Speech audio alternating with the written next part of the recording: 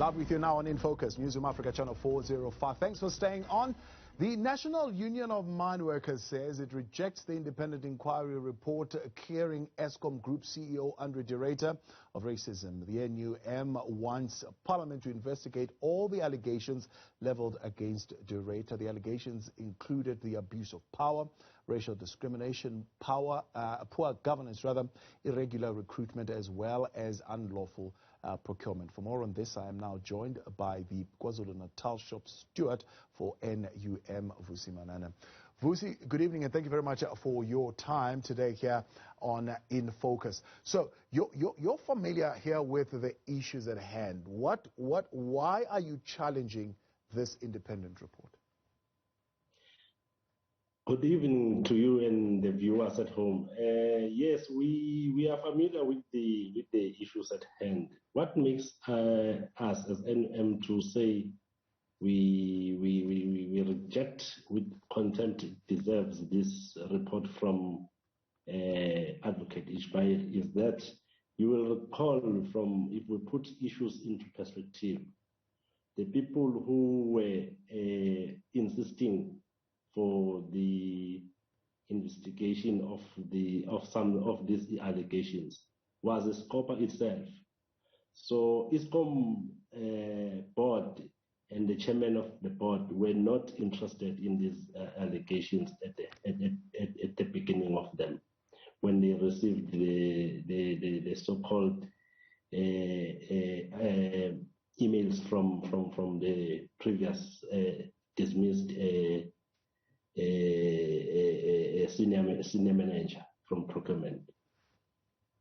Now, the report says in a statement, the use of the race card without foundation, merit or substance has no place at Eskom. This is from an independent body that says there was really no merit, there was no substance to these allegations.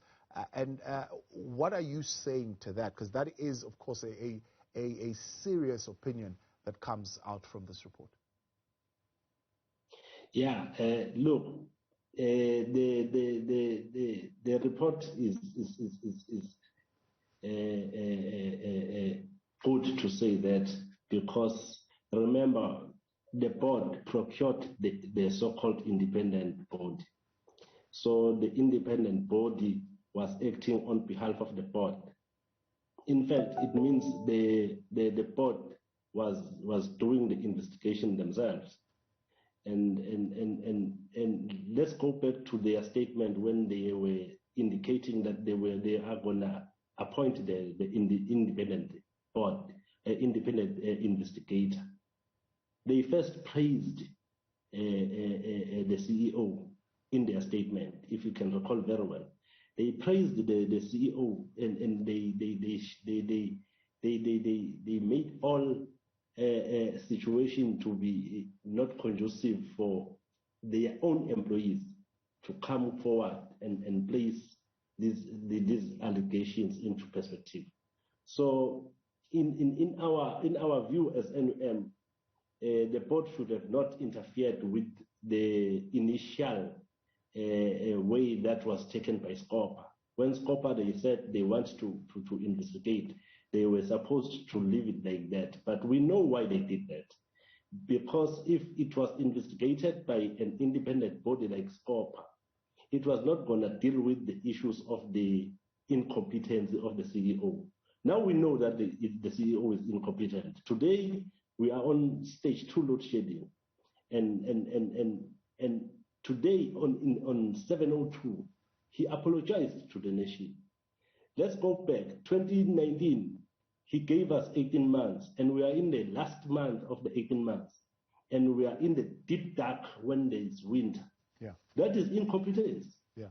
And it's a fallacy when actually it is denting the image of the advocate to find no incompetence in terms of poor performance from the CEO. Whereas we know that ever since he came here, things are deteriorating in Eskom. Yeah. Let alone the issues that are of race card. These issues of race card, we know that some of their executives wanted to come and bring evidence, and the very same board rejected that, and they said that's not part of terms of reference. So how can we therefore, at the end, as an organization that is looking for the interest of entire nation and labor force in Eskom, believe in this report? We will never allow that.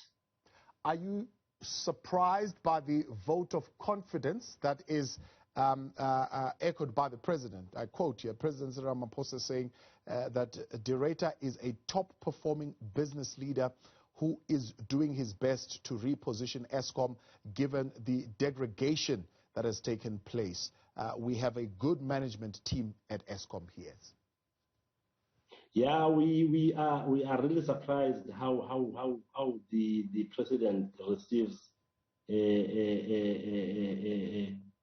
the work that has been done by the Ruyter as excellent, whereas we know that so far the Ruyter has failed to go and negotiate the cost plus the contracts of coal, and if you go to the integrated report and the plan, the 5-year plan, you will see that it indicates that one of the mandatory things that they were given by the very same shareholder which today is praising them was to go and renegotiate these contracts and reduce them to a level of MYPD4 regulation by NERSA.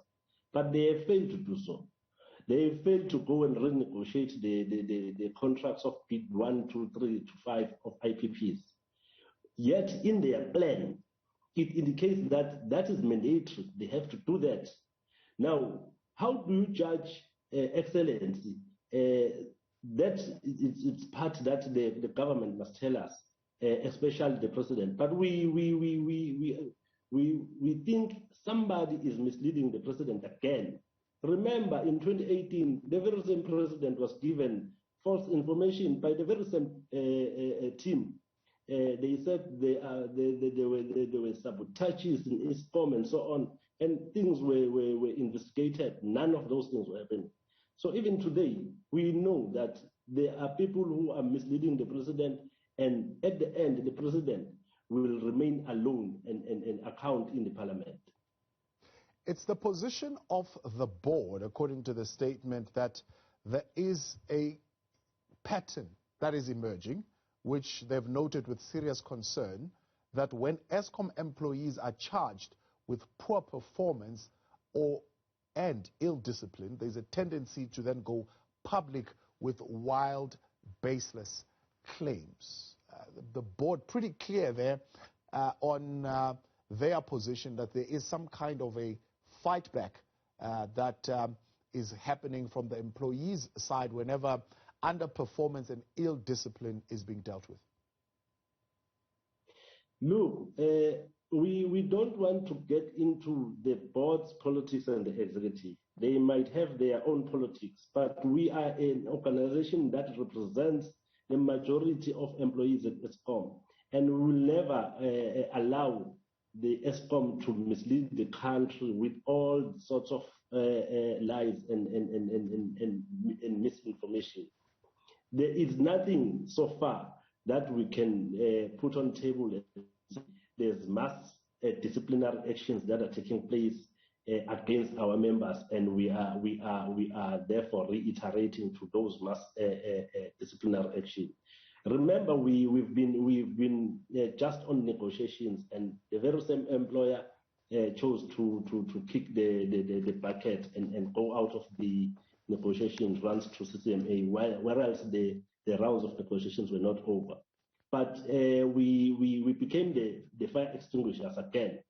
We were the one to go and tell the employees to say, look, give us a chance to go to CCMA and try to fight, because we have a case, we've got facts. We believe even the independent commissioner can hear our facts in terms of what we want.